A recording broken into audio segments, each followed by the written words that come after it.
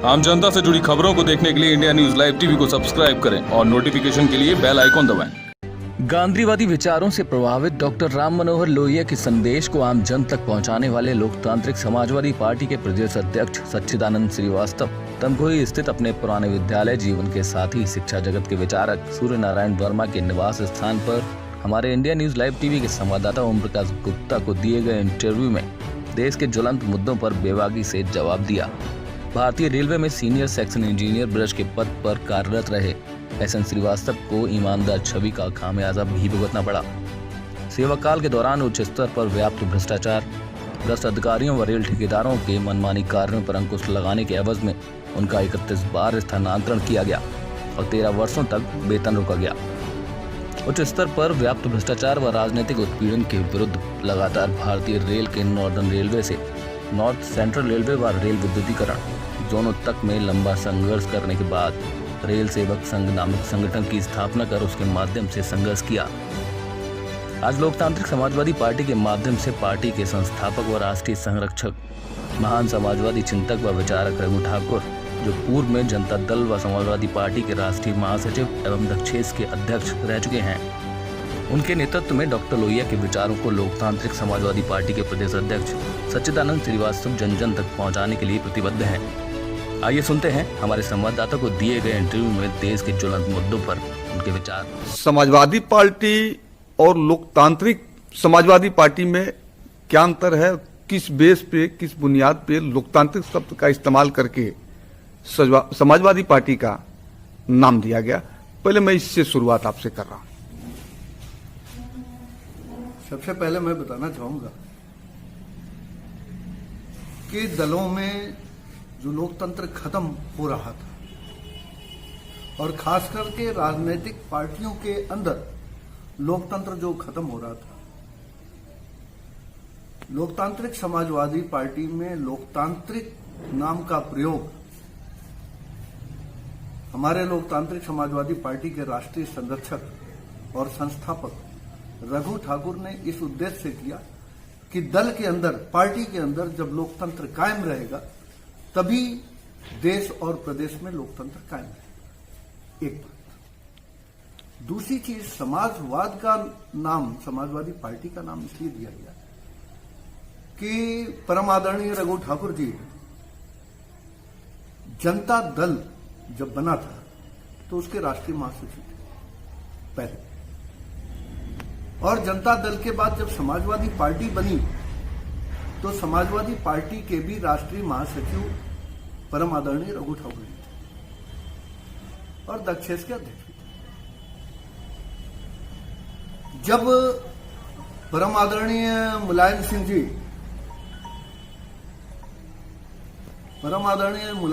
जी फुटकर व्यापार में बहुराष्ट्रीय कंपनियों के साथ समझौता किए मुख्यमंत्री के रूप में 1996 और पार्टी के प्रस्तुति को नहीं माने, तब कार्यकाल समाप्त होने के बाद रघु ठाकुर जी ने रिजाइन किया समाजवादी पार्टी से और लोकतांत्रिक समाजवादी पार्टी का गठन हुआ इस उद्देश्य से कि शहीद आजम भगत सिंह, राष्ट्रपिता महात्मा गांधी, डॉक्टर राम मनोहर लोहिया, डॉक्टर भीमराव अंबेडकर, लोकनायक जयप्रकाश नारायण के विचारों के अनुरूप समता मूलक समाज की स्थापना कर सकें और इसी उद्देश्य और इसी मिशन पे लोकतांत्रिक समाजवादी पार्टी परम आदरणीय रघु ठाकुर जी के नेतृत्व में निरंतर अपने प्रयास में लगी हुई है और हम दिन प्रतिदिन धीरे धीरे ही आगे बढ़ रहे हैं। चलिए, आपकी पार्टी धीरे धीरे आगे बढ़ रही है, फिर भी मैं थोड़ा सा पार्टी से हटके कुछ देश के मुद्दों पे बात करना चाह रहा हूं आपसे। मैं ये जानना चाह रहा हूं बतौर प्रदेश अध्यक्ष कि वर्तमान में जो राजनीतिक परिस्थितियां हैं, इससे क्या इस्तीफा आप रखते हैं? प्रदेश की सरकार या केंद्र की सरकार किस स्तर से इस समय काम कर रही हैं? क्या आप इससे संतुष्ट हैं हम इस पे जानना चाह रहे हैं। देखिए, वर्तमान में तो हमारा मानना है कि देश की जनता ने कांग्रेस पार्टी या जो दल चल रहे थे सत्ता में, उनको बदलकर भारतीय जनता पार्टी को इस आशय, इस उद्देश्य से लाई थी कि वो स्वदेशी आंदोलन के राह पे थे, स्वदेशी के पक्षधर थे, विदेशी पूंजियों को देश से खदेड़ने के पक्षधर थे। लेकिन देश की जनता को बहुत आघात लगा।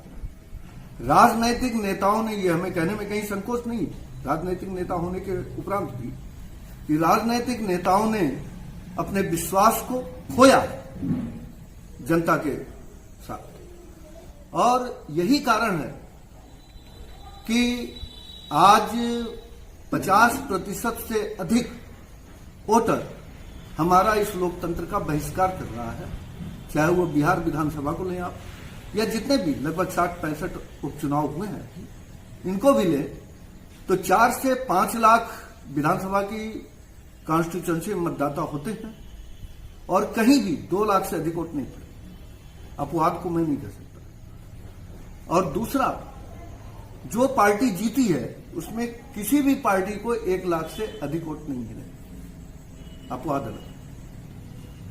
दूसरी बात कि भारतीय जनता पार्टी सत्ता में आने के बाद भारतीय जनता पार्टी का कांग्रेसीकरण कर दिया परम आदरणीय मोदी जी ने और उनके टीम ने।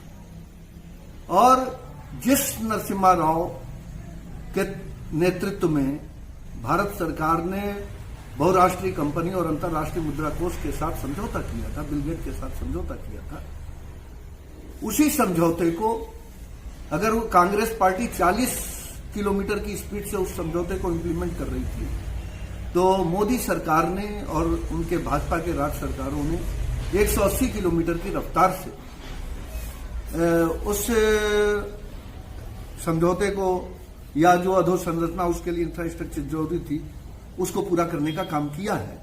और यही कारण है कि हर क्षेत्र में 100% एफडीआई लागू हो गई है और देश आर्थिक गुलामी की जंजीरों में जकड़ गया है, जिससे आजादी दिलाने में हम लोग प्रयासरत हैं। मैं थोड़ा सा भारत सरकार की तरफ चल रहा हूं, जिसके आज जो स्थितियां पैदा हो रही हैं, चाहे हर दल के नेता जो विपक्ष के हैं निजीकरण पे सवाल कर रहे हैं।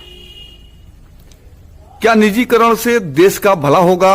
ये मोदी का निर्णय सही है या गलत? निजीकरण का निर्णय पूर्णतया गलत है। और अगर मैं, आप बुरा न माने, तो मैं अगर आपसे पूछता हूं कि आपकी साइकिल खराब हो गई, पंचर हो गई, चल नहीं पा रही है, तो क्या उस साइकिल को कोई खरीदेगा? क्या आपकी मोटरसाइकिल अगर चल नहीं पा रही है, 1 लीटर पेट्रोल में 5 किलोमीटर दे रही है, घाटे का सौदा है, तो क्या उसको कोई खरीद पाएगा? आज जो देश के सार्वजनिक प्रतिष्ठान है, जैसे भारतीय रेल है, एयर इंडिया है, जिसको तेजी से सरकार बेचने पे लगी हुई है। सार्वजनिक प्रतिष्ठान जनता की होती थी, जनता को सस्ते दरों पे उन्हें को उनके उपभोग करने की वस्तुएं उपलब्ध कराई जाती थी, उसको सरकार ने खत्म किया। और निजीकरण विश्व व्यापार संगठन के हाथों गिरवी रखने का काम है देश को।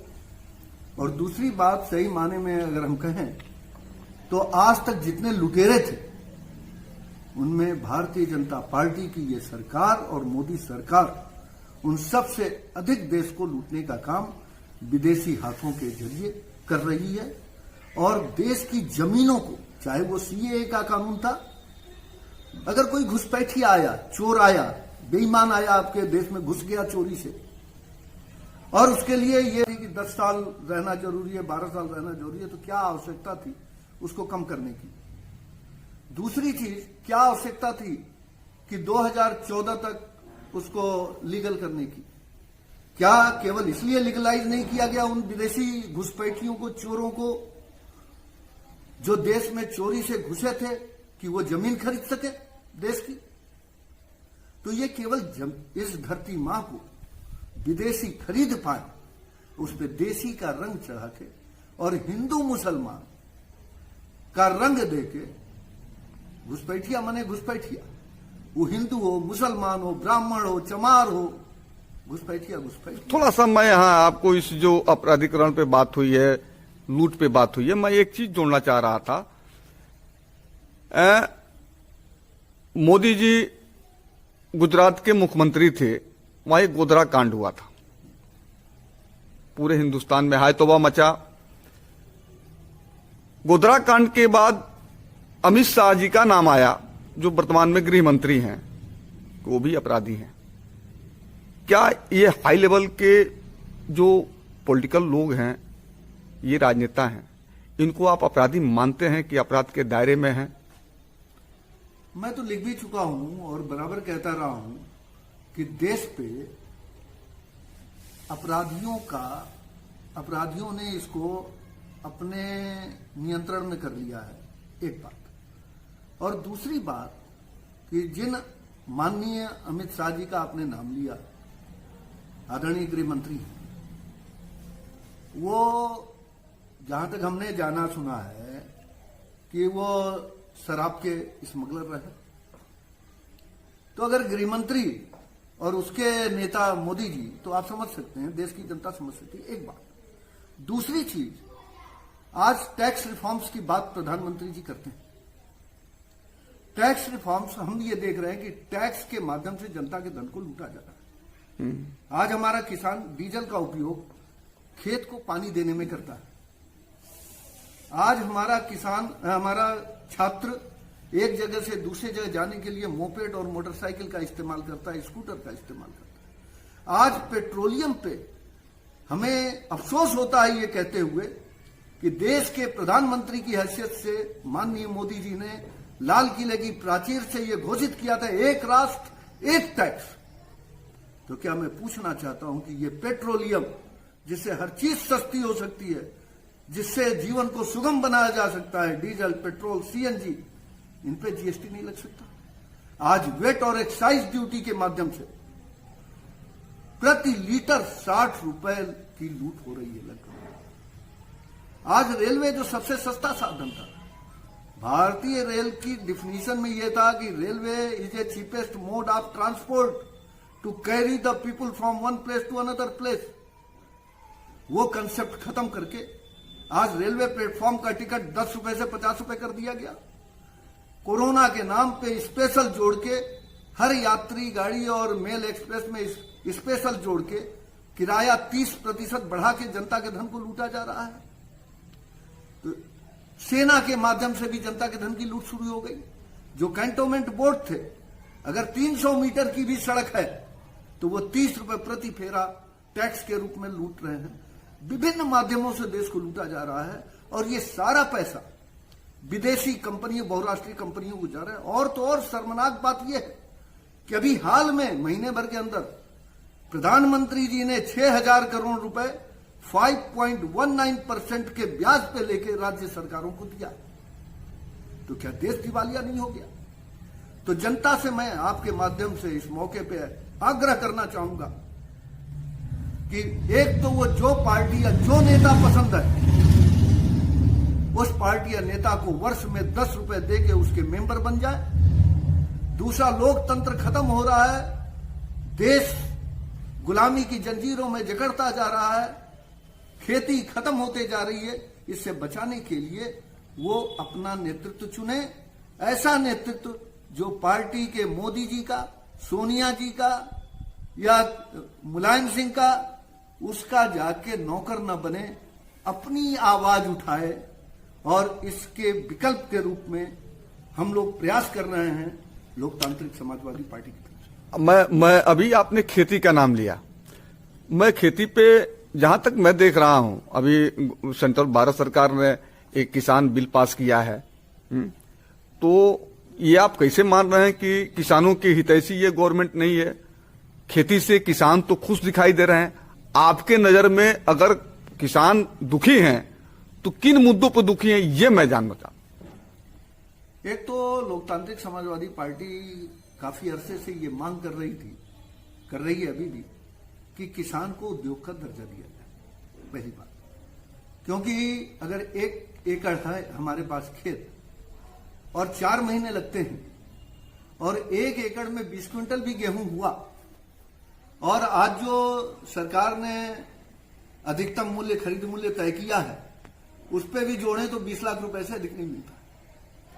और 20 लाख रुपए में 10 से 12 लाख रुपए, लाख नहीं, हजार, 20 लाख नहीं, 20,000, 20,000, क्षमा करिएगा, 20,000 रुपए मिलते हैं। और 20,000 में 12 से 13,000 रुपए उसके खेती के कामों में खर्च हो जाते हैं। और 4 महीने के अंदर अगर उसको परिवार पालना है तो कम से कम उसको साल में खाने के लिए 2 से 3 क्विंटल गेहूं चाहिए।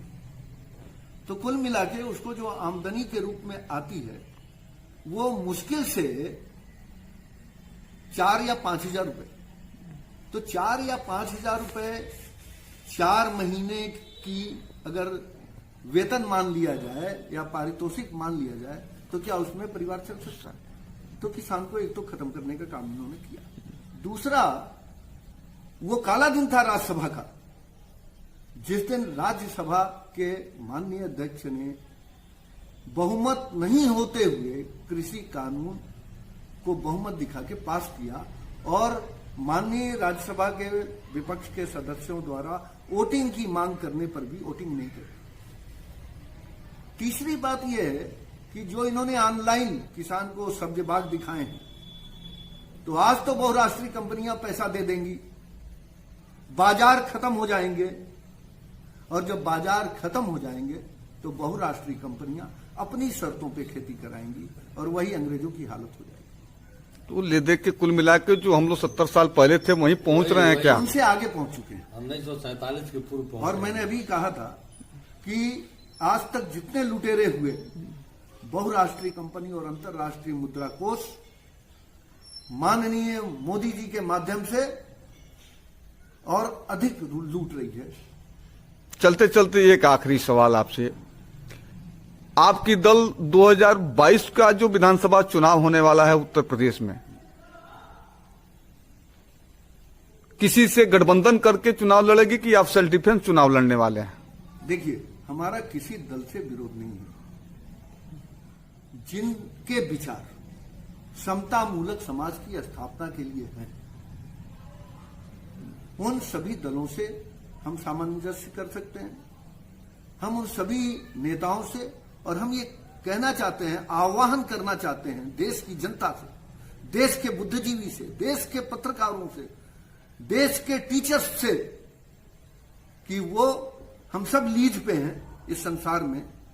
आइए देश को आर्थिक गुलामी की जंजीरों से आजादी दिलाने के लिए समता मूलक समाज की स्थापना करें और मोदी जी के, सोनिया गांधी के, मुलायम सिंह के, मायावती के नौकर बन के विधायक चुन के जाके नौकरी न करें, उनके हिसाब से नीतियों को न पास करें।